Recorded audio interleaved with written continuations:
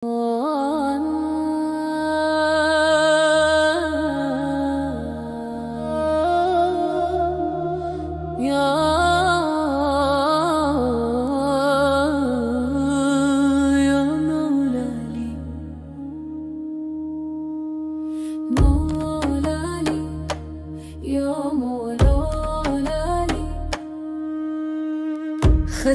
هم ای نور چشمانم،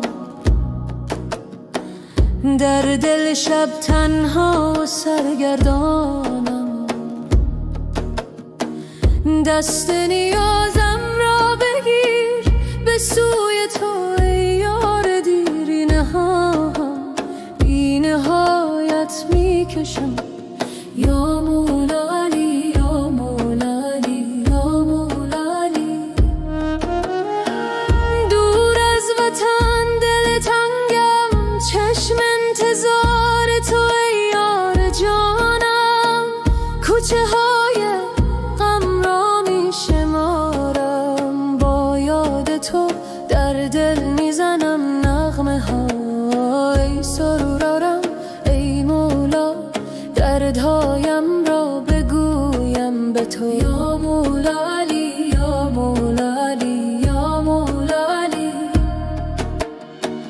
در میانه شبهای تاره، شعله عشق تو در دل زنده‌ام. چشمانم یاد تو را میبینن، در آسمان نام تو را میخوانم.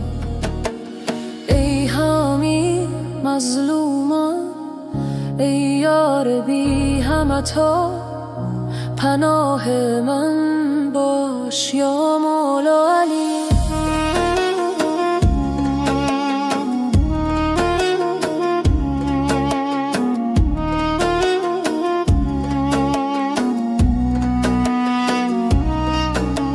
زخمای دل را می شمارم، دور از وطن در غم بیدارم. با یاد تو غم را فراموش کنم، دست در دست تو به سوی نور برم.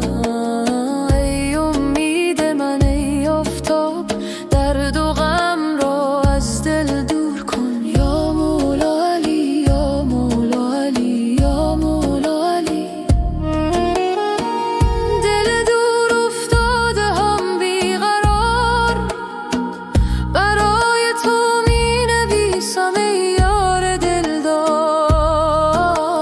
هر لحظه با یاد تو بیدارم، در دوری تو تنها و سردم.